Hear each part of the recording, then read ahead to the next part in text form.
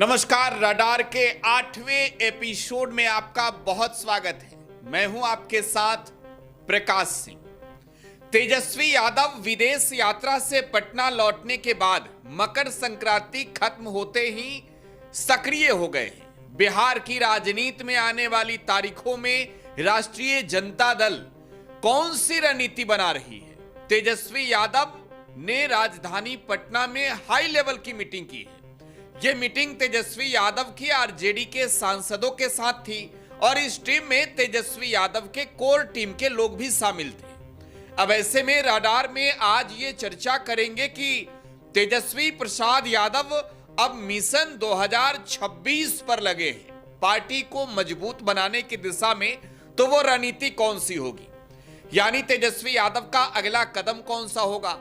इसके अलावे बात नीतीश कुमार के समृद्धि यात्रा पर भी करेंगे। बिहार के मुख्यमंत्री नीतीश कुमार ने समृद्धि यात्रा की शुरुआत कर दी है। नीतीश कुमार के राजनीतिक कैरियर की यह 16वीं यात्रा है और यह यात्रा 16 जनवरी से शुरू हुई है। इस यात्रा का आगाज हो गया है, तो इस यात्रा का कितना असर पड़ेगा, इन तमाम चीजों पर चर्चा करेंगे आज रडार में।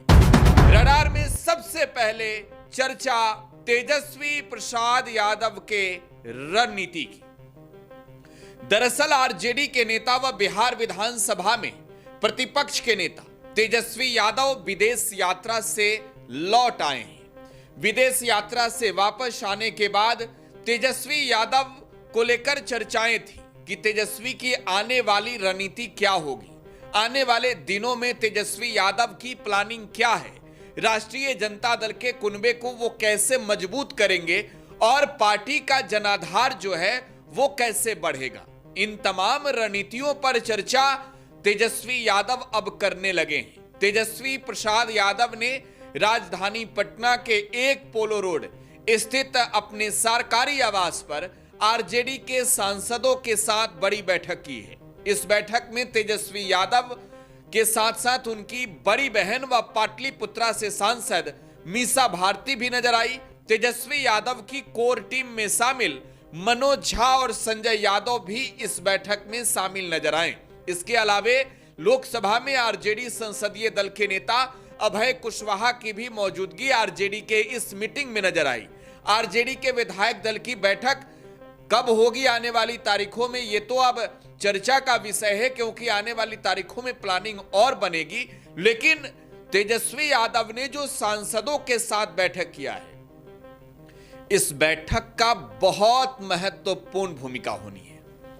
देखिए, 2025 के चुनाव, 2020 के चुनाव, 2015 के चुनाव, इन 3 चुनावों के रणनीति पर चर्चा हुई। 2015 के चुनाव में नीतीश कुमार तेजस्वी यादव के साथ रहे और तब नीतीश कुमार के साथ वाली गठबंधन में तेजस्वी यादव मुख्यमंत्री के चेहरे नहीं थे, लेकिन वो आरजेडी के सबसे बड़े चेहरे जरूर थे। तेजस्वी यादव तब राघोपुर विधानसभा क्षेत्र के उम्मीदवार भी थे।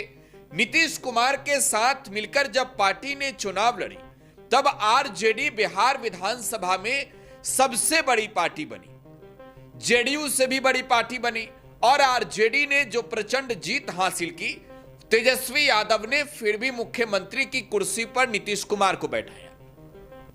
जानकार ये कहते हैं कि तेजस्वी के नेतृत्व में जो पहली चुनाव लड़ी गई, वो चुनाव 2015 का चुनाव था और तेजस्वी यादव ने तब पॉलिटिकल डेब्यू भी किया था। बिहार चुनाव में कैंडिडेट के रूप में पहली दफे चुनाव भी लड़ा था। पार्टी तब बहुत मजबूत हुई। 2010 के जो परिणाम थे, आरजेडी की स्थिति खराब हो गई थी। 22 सीटें आरजेडी ने जीती थी और 2015 में आरजेडी ने 85 सीटें जीत लिया।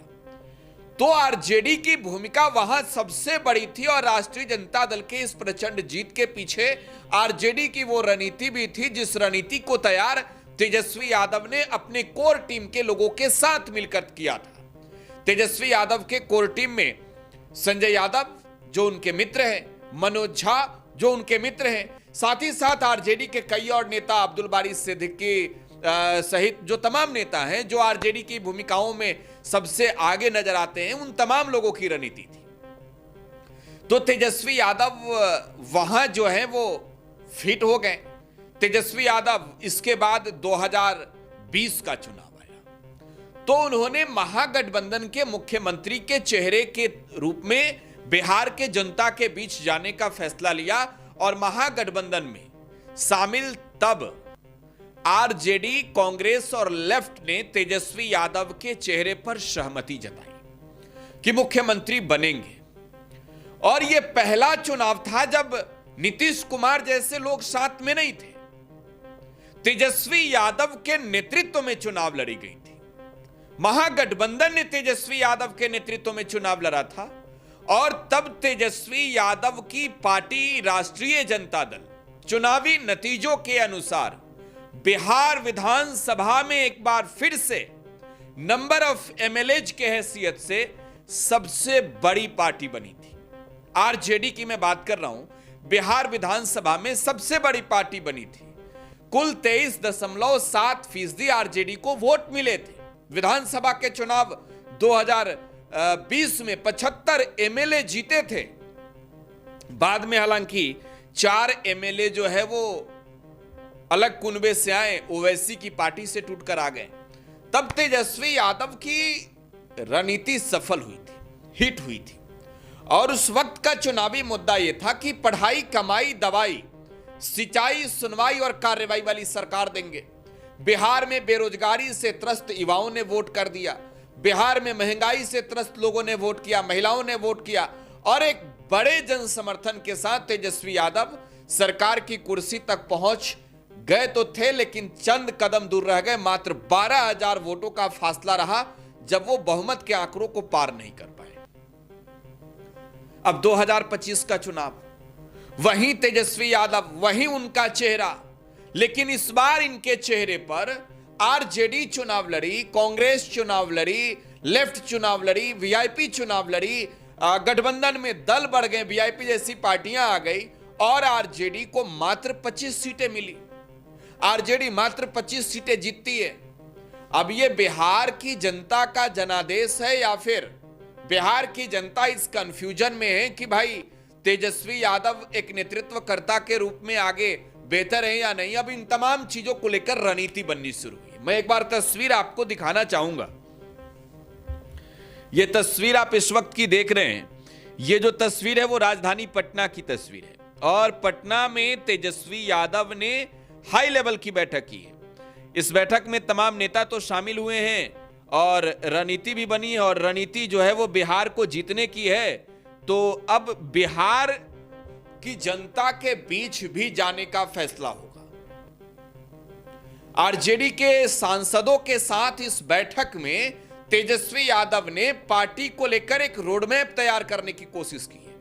सबसे बड़ी बात कि लोकसभा के चुनाव में भी आरजेडी ने अच्छी खासी सीटें जीत ली। आरजेडी 4 सीटों पर जीत हासिल करती है और आपने तस्वीरों में देखा भी होगा, अभय कुशवाहा जो सांसद हैं वो मौजूद रहे, औरंगाबाद के सुधाकर सिंह जो सांसद हैं बक्सर के वो मौजूद रहे, मीसा भारती जो पाटलिपुत्रा की सांसद हैं वो मौजूद रही।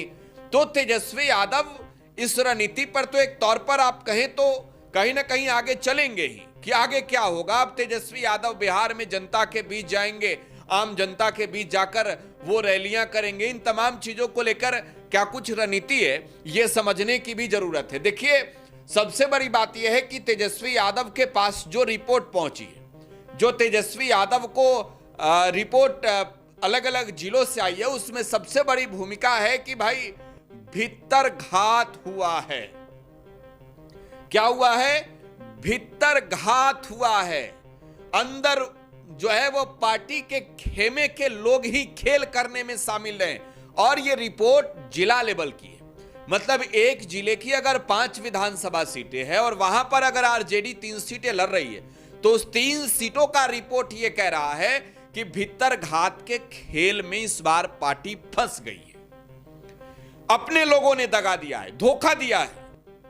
अब तेजस्वी यादव ने रणनीति तैयार की है कि भाई वो लिस्ट आनी चाहिए और उस लिस्ट पर डंडा चलेगा। मैं फिर कह रहा हूं, इस बात को नोट कर लीजिए कि जो लिस्ट तैयार किया है तेजस्वी यादव ने, उनके पास जो जिलों की टीम की जो रिपोर्ट पहुंची है, वो रिपोर्ट ये कह रहा है कि जिलाध्यक्ष तक की भूमिका शामिल है और तेजस्वी यादव इस पर डंडा चलाएंगे। वो मानने वाले नहीं है। पार्टी के कुनबे को मजबूत करने के लिए वो आगे आने वाली तारीखों में स्थिति बदलेंगे। तो खैर, अब तेजस्वी यादव के इस बैठक से एक संदेश तो स्पष्ट है कि पहले नियमानुसार सांसदों के साथ तेजस्वी यादव ने बैठक कर ली और अब तेजस्वी यादव की बैठक विधायकों के साथ होगी। फिर तेजस्वी यादव अपने कैंडिडेट्स के साथ भी, जो हारे उनके साथ भी बैठेंगे और तब तैयार होगा बिहार को लेकर सबसे बड़ा बवंडर वाला फॉर्मूला। तो आरजेडी के सांसदों के साथ पहली बैठक तेजस्वी यादव की विदेश यात्रा से लौटने के बाद खत्म हो गई है और इस बैठक में तमाम लोगों ने रणनीति बनाई और रणनीति है सीधे तौर पर कि बिहार की जनता के बीच चलेंगे, लेकिन पूरी फाइल समझने के बाद चलेंगे। अब दूसरी बड़ी बात यह है रडार में कि नीतीश कुमार बिहार के मुख्यमंत्री 16वीं यात्रा पर निकले हैं। नीतीश कुमार ने राजनीतिक तौर पर यात्राओं से लंबे पारी की सियासत की है। पहली दफे 2005 के फरवरी में आए चुनावी नतीजों के बाद जो त्रिशंकु विधानसभा हुआ, नीतीश कुमार ने जुलाई महीने में न्याय यात्रा निकाली थी और तब से नीतीश कुमार अब तक 16 यात्रा कर चुके हैं।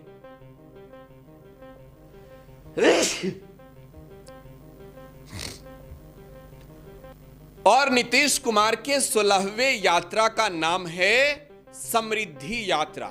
देखिए, सीएम नीतीश कुमार पश्चिमी चंपारण से अपने यात्रा का आगाज कर चुके हैं और यह यात्रा पूर्वी चंपारण जाएगी और पहले चरण में आखिरी पड़ाव नीतीश कुमार का सीवान होगा। सीएम नीतीश कुमार के इस समृद्धि यात्रा को लेकर बिहार में राजनीतिक हलचल भी तेज है। बिहार के मुख्यमंत्री नीतीश कुमार विकास योजनाओं को लेकर रणनीति भी बना रहे हैं, योजनाओं का शिलान्यास भी कर रहे हैं, उद्घाटन भी कर रहे हैं। और तस्वीर मैं आपको दिखाना चाहूंगा पश्चिमी चंपारण की, जहां पर मुख्यमंत्री नीतीश कुमार ने आज से यात्रा की शुरुआत की है। तो सीएम नीतीश कुमार के इस यात्रा का आगाज हो चुका है। यह समृद्धि यात्रा है। बिहार के मुख्यमंत्री नीतीश कुमार समृद्धि यात्रा पर निकल चुके हैं और इस यात्रा के तहत मुख्यमंत्री नीतीश कुमार ने न सिर्फ जनसंवाद किया है, बल्कि सीएम नीतीश कुमार ने सरकारी योजनाओं को लेकर रणनीति भी बनाई है, चर्चा भी किया है, निरीक्षण भी किया है और सीएम ने शिलान्यास भी किया है। तो समृद्धि यात्रा के पहले दिन मुख्यमंत्री नीतीश कुमार के इस यात्रा से जुड़ी कौन सी बड़ी बातें थी, मैं आपको वो दिखाना चाहूंगा। सीएम नीतीश कुमार के इस समृद्धि यात्रा से जो खबरें आई वो आपको बताना जरूरी है। पश्चिमी चंपारण में सीएम नीतीश कुमार ने 153 करोड़ की लागत से 125 योजनाओं का शिलान्यास किया है। 29 करोड़ की लागत से 36 योजनाओं का उद्घाटन मुख्यमंत्री नीतीश कुमार ने किया है। इसके अलावा किसान मेला एवं कृषि यंत्रीकरण प्रदर्शनी का भी उद्घाटन किया है। सीएम नीतीश कुमार ने औद्योगिक क्षेत्र कुमार बाग का निरीक्षण भी किया है। जिले में संचालित विकास एवं कल्याणकारी योजनाओं की समीक्षा एवं जन संवाद कार्यक्रम भी किए हैं। देखिए, मुख्यमंत्री नीतीश कुमार से जुड़ी ये तो बड़ी बात रही, लेकिन सबसे बड़ी बात कि पत्रकार नाराज रहे। मुख्यमंत्री नीतीश कुमार जब कुमार बाग पहुंचे निरीक्षण करने के लिए, तब सीएम नीतीश कुमार जब कार्यक्रम स्थल की ओर आगे बढ़े, तब वहां पर पत्रकारों को जो है वो रोका गया। हालांकि मुख्यमंत्री नीतीश कुमार के कार्यक्रम को कवर कर रहे पत्रकारों को कुमार बाग में बाहर ही रोक दिया गया।